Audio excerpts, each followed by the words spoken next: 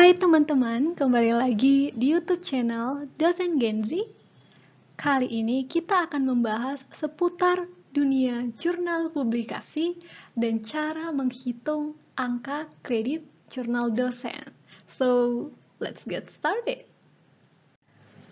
Apakah yang dimaksud dengan jurnal ilmiah nasional atau sering disebut dengan jurnal nasional? Berdasarkan Pedoman Operasional Penilaian Angka Kredit, Kenaikan Pangkat atau Jabatan Akademik Dosen, atau sering kita sebut dengan PO-PAK, tahun 2019, Jurnal Nasional adalah majalah ilmiah yang memenuhi kriteria sebagai berikut. Pertama, karya ilmiah ditulis dengan memenuhi kaidah ilmiah dan etika akademik. Jurnal Nasional juga harus memiliki ISSN, juga memiliki terbitan versi online, dan bertujuan untuk menampung atau mengkomunikasikan hasil-hasil penelitian ilmiah dan atau konsep ilmiah berkenaan dengan disiplin ilmu tertentu. Nah, jurnal nasional ini ditujukan kepada masyarakat ilmiah atau peneliti yang mempunyai disiplin-disiplin keilmuan yang relevan. Jurnal nasional diterbitkan oleh penerbit atau badan ilmiah, organisasi profesi, organisasi keilmuan, perguruan tinggi dengan unit-unitnya.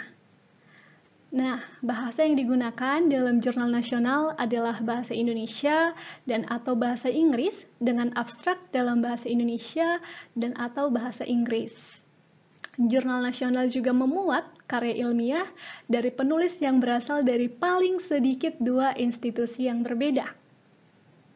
Jurnal Nasional mempunyai dewan redaksi atau editor yang terdiri dari para ahli dalam bidangnya dan berasal dari paling sedikit 2 institusi yang berbeda.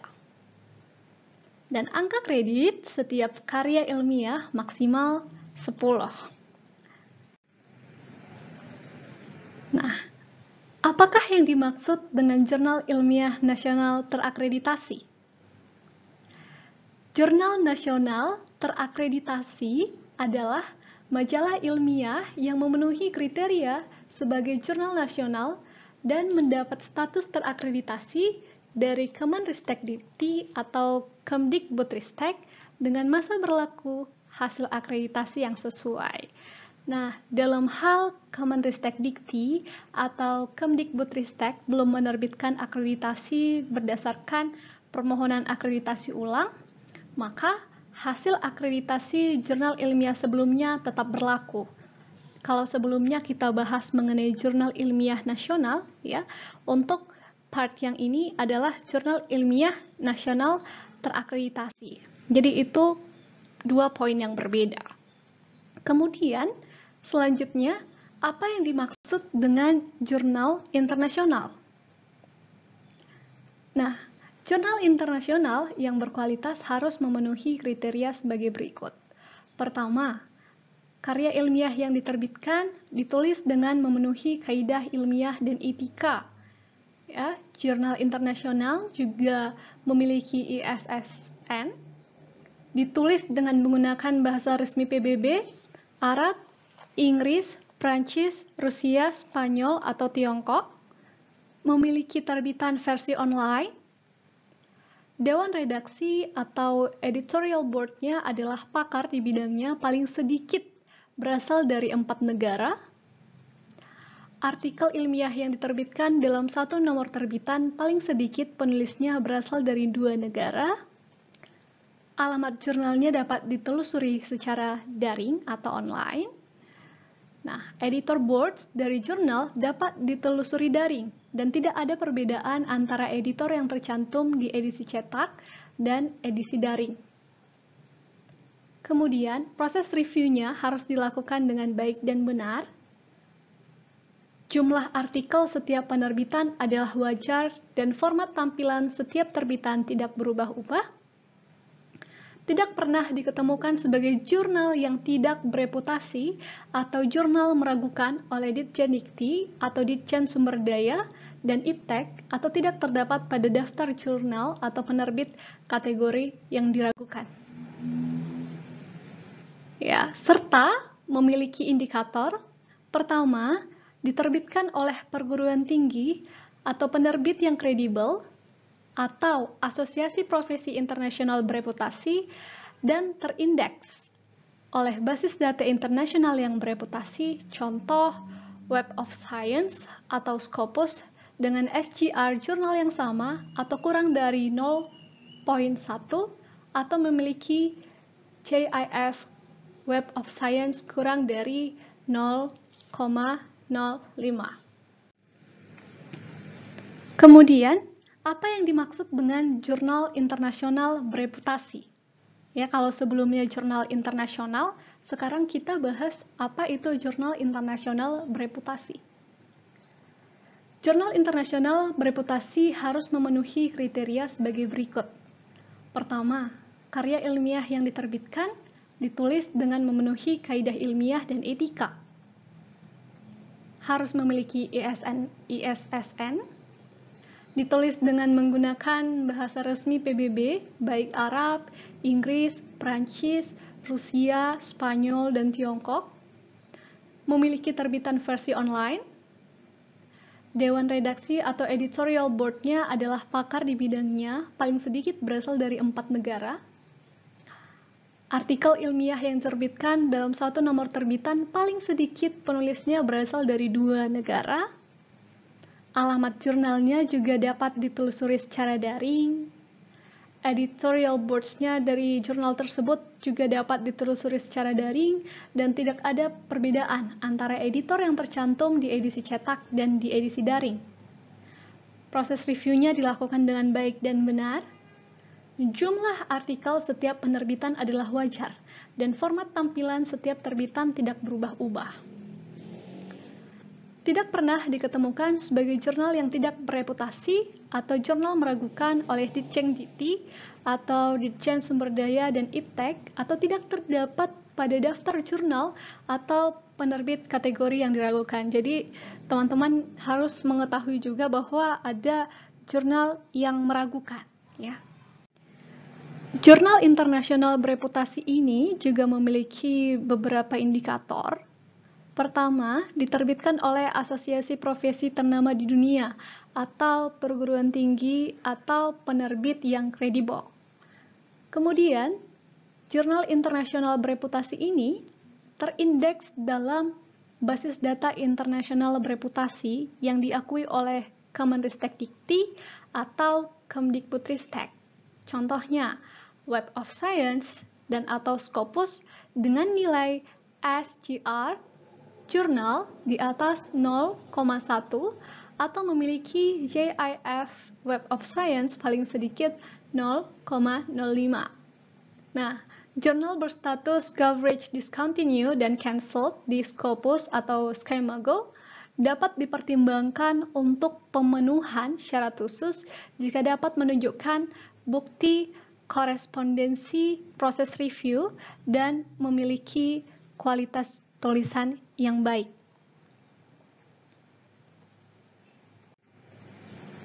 Selanjutnya, apakah yang dimaksud dengan penulis pertama, penulis pendamping, penulis korespondensi, dan penulis utama? Mungkin teman-teman sering melihat jenis-jenis penulis ini di dalam jurnal, ya. Nah, penulis karya ilmiah yang dipublikasikan pada jurnal ilmiah nasional, jurnal nasional terakreditasi, jurnal internasional, dan jurnal internasional bereputasi terdiri atas, pertama, penulis pertama adalah yang disebut pertama dalam setiap karya ilmiah. Nah, kemudian penulis pendamping adalah penulis yang disebut kedua atau seterusnya dalam setiap karya ilmiah. Penulis korespondensi adalah penulis yang bertanggung jawab untuk korespondensi. Penulis utama adalah penulis pertama atau penulis korespondensi. Jadi, ada penulis pertama, penulis pendamping, penulis korespondensi, dan penulis utama. Ini harus bisa kita pahami. Nah, khusus untuk penulis korespondensi, ya, bagaimana cara membuktikan sebagai penulis korespondensi? Nah, seorang dosen sebagai penulis korespondensi dapat diakui angka kredit karya ilmiahnya dengan melampirkan bukti korespondensi dengan pengelola jurnal seperti paper submission, acceptance letter, dan bukti proses review bahwa karya ilmiah layak dipublikasikan. Nah, surat pernyataan dari redaksi jurnal tidak cukup untuk membuktikan dosen sebagai penulis korespondensi. Sekarang kita melihat bagaimana pemberian nilai atas karya ilmiah dari penulis pertama, penulis pendamping, penulis korespondensi, dan penulis utama.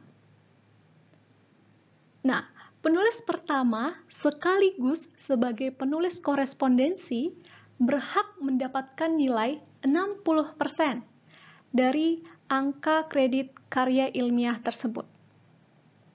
60% dari angka kredit karya ilmiah tersebut. Jika penulis korespondensi tidak sekaligus sebagai penulis pertama, maka penulis korespondensi dan penulis pertama berhak mendapatkan nilai masing-masing 40% dari angka kredit karya ilmiah tersebut dan 20% sisanya dibagi kepada penulis pendamping. Hal khusus jika penulis karya ilmiah hanya terdiri atas penulis pertama dan penulis korespondensi, maka berhak mendapatkan nilai masing-masing 50% dari angka kredit karya ilmiah tersebut. Mari kita melihat contoh faktualnya. Misalnya, pertama, karya ilmiah tersebut terdiri dari 2 orang penulis, di mana penulis pertama sekaligus penulis korespondensi, kita singkat dengan CA di sini, maka proporsi penilaian adalah 60% untuk penulis pertama sekaligus penulis korespondensi dan 40% untuk penulis pendamping. Kemudian, jika terdiri dari 2 orang penulis di mana penulis pendamping sekaligus sebagai penulis korespondensi. Ini kondisi yang kedua, kondisi yang berbeda ya jika dibandingkan dengan yang pertama. Nah, maka bagaimana proporsi penilaiannya? 50% untuk penulis pertama dan 50% untuk penulis pendamping sekaligus penulis korespondensi. Contoh ketiga. Jika karya ilmiah tersebut terdiri dari 3 orang penulis, di mana penulis korespondensi ada di salah satu penulis pendamping. Kira-kira seperti apa? Nah, proporsi penilaiannya adalah sebagai berikut. 40% porsinya untuk penulis pertama, 40% porsinya untuk penulis pendamping sekaligus penulis korespondensi. Selanjutnya, 20% untuk penulis pendamping lainnya. Kita lanjut. Bagian keempat, jikalau karya ilmiah tersebut terdiri dari 5 orang penulis, di mana contohnya di sini penulis korespondensi ada di 2 penulis pendamping, ya. Penulis korespondensi ada di 2 penulis pendamping. Kira-kira bagaimana proporsi penilaiannya? Baik. Proporsi penilaiannya adalah sebagai berikut. 40% untuk penulis pertama, 40% untuk penulis pendamping, sekaligus penulis korespondensi, itu dibagi 2, karena tadi ada 5, jadi 1, 2, 3, kemudian 20% untuk penulis pendamping lainnya, orang keempat dan orang kelima. Seperti itu.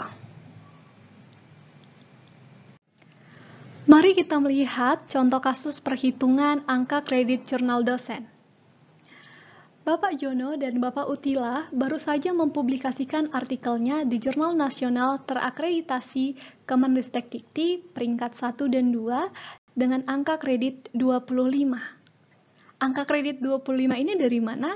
Teman-teman bisa melihat panduan dari POPAK 2019 ya. Nah, Bapak Jono adalah penulis utama sekaligus penulis korespondensi. Pertanyaannya, berapa angka kredit yang berhak diperoleh oleh Bapak Jono? Nah, penulis pertama sekaligus penulis korespondensi itu adalah bagian Pak Jono ya. Bagaimana cara kita menghitung angka kredit jurnalnya? Nah, untuk proporsi penilaian atas kasus ini, 60% itu bagian dari penulis pertama sekaligus penulis korespondensi, dan 40% itu adalah bagian penulis pendamping. Jadi, angka kredit jurnal Pak Jono diperoleh dengan cara mengalihkan proporsi penilaian untuk Pak Jono dikalikan dengan angka kredit jurnal tersebut. 60% dikali 25 adalah 15, maka Pak Jono memperoleh angka kredit jurnal sebanyak 15.